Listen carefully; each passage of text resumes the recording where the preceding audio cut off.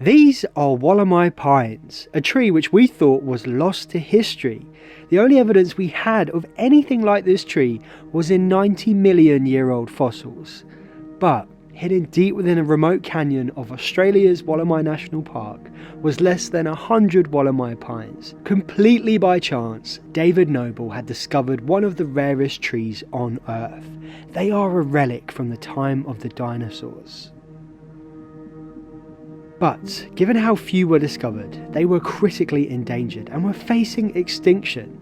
Straight away, efforts were made to ensure the wollemi's survival, and this work included creating a meta-population to safeguard the species. I'm back at the Arboretum of the Markshall Estate here in Britain, where there's around 80 wollemis now thriving. We first covered this story last summer, but that video sparked a new angle, something which we need to look at. The wollemi pine isn't just a non-native here in Britain, it's also a prehistoric non-native. That's a pretty unique set of circumstances. And as many of you pointed out in the comments section of that video, perhaps plonking the wollemi pine all around the world wasn't necessarily a good idea because, as we know, non-natives can wreak havoc, they can degrade, they can destabilise, they can outright dominate outside of their natural range.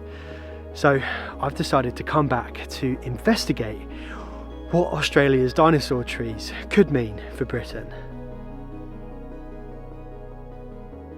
So first, I think it's pretty important to understand the distinction between a non-native and an invasive species. Because all too often, non-native species are assumed to be bad, and while in many cases they are, sometimes they're actually not. It's really quite complicated. For example, a non-native tree which has become naturalised here in Britain is the horse chestnut, the conker tree. This tree was brought over in 1616 and was originally native to northern Greece and Albania. But today, this tree is everywhere throughout Britain. You rarely find it in woodlands, but it's more common in parklands, gardens and urban areas. It's not considered to be an invasive species. In fact, in many regards, its impressive spring flowers are vital for pollinators. As well as its fruit, its conkers being eaten by animals too, and they of course make for a great game of conkers, where you try and smash your conker against your opponents. An example of a non-native which has a fairly neutral existence here in Britain is the giant sequoia. In Britain, we have over 500,000 of these beastly trees, all over the country. There's actually more here than there are in their native range of California. And it was of course the Victorians who brought them over here. The Victorians loved bringing home exotic species. Now, while these trees are doing very well here in Britain, they're growing at a similar rate to that of their home range in California, they're benefiting from our beautifully wet and mild climate. Giant redwoods here in Britain aren't invasive because they aren't naturally seeding. Sequoia's optimal germination happens after exposure to fire and heat, so therefore all of the redwoods that are found in Britain would have been planted. But what about when non-natives are actually invasive, when they have negative impacts to an ecosystem? And as I mentioned, the Victorians loved to bring over non-native species here in Britain. And two, which they brought over just because, they like the look of them, they wanted to have them in the collection, was Rhododendron ponticum and the American grey squirrel. Unknowingly, they brought over invasive species. Today, grey squirrels have pushed the native red into isolated pockets. They're bigger, they're stronger, they're out-competing for food, and they also transmit a deadly disease known as squirrelpox. And Rhododendron ponticum is now suffocating many parts of the UK's native habitats. It's particularly bad in woodlands, it completely dominates the understory and stops anything else naturally regenerating. And although striking, its bright pink flowers are indeed poisonous to most pollinators too. It's incredibly prolific at reproducing. A single bush sends out over 1 million seeds a year, and its roots produce numerous suckering shoots. So for a non-native to become invasive, it can have high productive rates. It has a great ability to colonise new areas. But they can also have few predators, a bit like the grey squirrel. Over in its native range of North America, there are tons of animals which hunt it and eat it, whereas over here in Britain, well, we've eradicated all of ours. Creatures like the lynx would actively hunt it, and we don't have them anymore. Whereas the wollemi pine, I don't think there's any dinosaurs around to be eating this.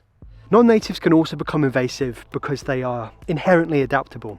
A little bit like the muntjac here in the UK. This is a deer species which can do well sort of in parkland environments, like semi-urban environments. It can do well in woodlands, it can do well in agricultural land. Oh, and this is another non-native here in Britain which is really benefiting from there being no large land predators to eat it. Invasives can also show aggressive and rapid growth, outcompeting native ecology for light, water and food, just like Himalayan balsam, which grows faster than any other plant in our watercourses. And another reason is that because that species hasn't evolved in that ecosystem, the native species, they don't see it as a threat and they don't have any defense against it.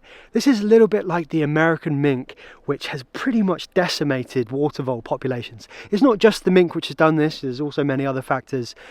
But voles, they have no defense against mink. Voles really relied on the fact that they could jump into water and go into their burrows. Well, mink, they are just the perfect size to raid their burrows and they can wipe out entire populations. So there are lots of reasons why a non-native can become invasive, and in many cases it really is a combination of these factors. But really, regardless of a non-native's ferocity, there is one reason underpinning all of them, and that's us, that's humans. Because you see, we are the ones which move them round in the first place, and we're also the ones which have shaped the landscape in which they're found. While it's easy to blame non-natives like Rhododendron ponticum for suffocating our woodlands, isn't the wider and more underlying issue the fact that we have destroyed and we fragmented many of our ancient woodlands, lowering their resilience in the first place? A lot of the time with invasives and non-natives, they are just taking advantage of an ecological niche. They're moving into disturbed areas, both in natural settings and in our cities. So really, you know, it really is all our fault. The truth is that we are a hyper keystone species. No other animal on Earth influences the world around them quite like we do. And because of that, we have a massive responsibility. A responsibility to just bring back nature, to make better choices, whether if that's removing non-natives or halting destructive industries, reintroducing missing species, or restoring huge areas for nature. The world really can feel like it's falling apart sometimes, but for all of the challenges that we face, there is also immense opportunities. Let me introduce you to the awesome rewilding organisation Planet Wild. They offer a rewilding membership for people like you and me. They now unite over 11,000 people all over the world to a common goal: to make the planet wilder. So I've been a proud member now for quite a few months, and I just love what they're doing. As a rewilding YouTuber, it's so cool to see them utilising this platform to showcase how they partner with different conservation projects each month. Do be sure to check out their channel because it really is the best way to learn about their work. The diversity and transparency of their projects is what really appeals to me. Planet Wild is always looking for the next impactful rewilding cause to support. Their most recent video saw the backing of lion lights, an ingenuitive solution to an age-old conflict between Kenya's cattle farmers and lions. By funding the installation of these lights, farmers can continue their way of life peacefully and the lions' future is ensured. And so if you are feeling like there's not much that you can do for the planet, or if you want to do more, now there is. The brilliant part is that you don't have to give much, because it all adds up, big or small. And because you're a Leave Curious viewer, I've managed to get a special offer for you. The first 150 people to sign up using the link below or the code CURIOUS1 will get their first month of membership for free. This means that you can start helping nature now and it won't cost you anything. I'll leave a link to this offer down in the comments and in the description of the video. And look, if you don't want to be a member, you can cancel anytime. The simple fact is that we will restore more nature when we come together. And that's why I support Planet Wild. When we think about why humans move species around the world, there's quite a few really interesting reasons. As we've mentioned, sometimes it's done simply because we like the way something looks. We simply had to have those vibrant peacocks roaming around our stately home. But of course, one of the main reasons why we move non-natives around is for economic gain, for productivity. One very significant non-native animal, numbering in their millions, which no one really has any problems with, is the sheep. Sheep are not native to Britain and were brought over here by settlers thousands of years ago. They've been here for so long that we've forgotten this. They're responsible for shaping much of our country, but in reality, it's about as normal as having camels roaming around our landscape. You've also got non-native conifer plantations. Species like Sitka spruce are planted in regimented blocks. Now, these haven't been here in Britain for quite as long as sheep, but they often get mistaken as natural or places where nature can thrive. In reality, they support a fraction of the species that, say, a native oak would support. But they do grow much faster than oaks, providing a greater quantity of timber. But we're not only just moving species around out of greed or for show. Oh no, sometimes we like to think that we're solving problems. One of the most infamous non-native animal introductions was cane toads from Hawaii to Australia in 1935. They were released with the intention of controlling beetles which were damaging sugarcane crops. But since this time, they've multiplied from 67,000 to over 200 million. They've been a nightmare for Australia's ecology, decimating populations of many other small creatures, and with a poisonous back, it made it very hard for any predators to kill them. I'd love to hear about any stories that you have on non-natives showing up in your region. I want to hear the good, the bad, and the ugly. But what about the wollemi pine? Well, this tree was sent to Britain in the name of nature conservation. And if you ask me, that's one of the better reasons on the list, one of the more justifiable reasons to be moving species around. But let's not forget that this is a prehistoric non-natives. And let's face it, it's coming from a country which has a pretty scary collection of different species. Is there really any harm in bringing it to little old Britain? Well, let's take a look at the story of the wollemi pine again. This was a tree which was found pretty much on the brink of extinction. Only around 100 were discovered in one isolated patch. But this is also a tree which is incredibly resilient given its proven longevity. We have fossils that date back to 90 million years ago. These fossils show plant remains that closely resemble the wollemi pines, distinct leaf patterns, cone structures, and branch patterns. It suggests that there has been little evolutionary change in this tree over tens of millions of years.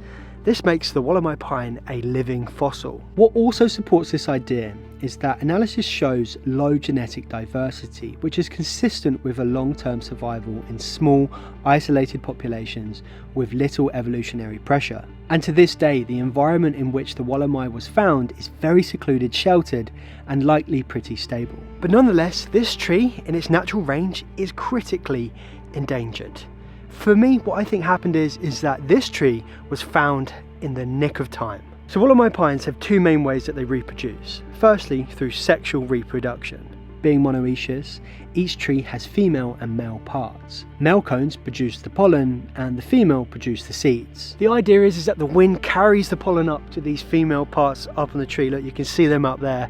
So maybe in their natural range, there's not a lot of wind and it doesn't get carried up. And when the wollemi pine does successfully seed, these seeds are dispersed on the wind. And wind dispersal isn't necessarily the best way to colonize large areas. And the wollemi pine can also reproduce asexually. It has the ability to coppice itself, so it can put up additional shoots from its base. And this method, helps individual trees survive environmental stresses like storm damage. They can just regrow and come back up. But this takes their reliance off of sexual reproduction. And this might be why that we see such little genetic adaptation in wollemi pines. Given the stable environment where wollemi pines are naturally found, they have to put less emphasis on rapid reproduction. The seeds themselves take 18 to 24 months to develop. The wollemi pine simply isn't a tree that's in a hurry. So when you consider these traits about the wollemi pine, it doesn't really seem to have the credentials to become an invasive species, struggling in its native environment.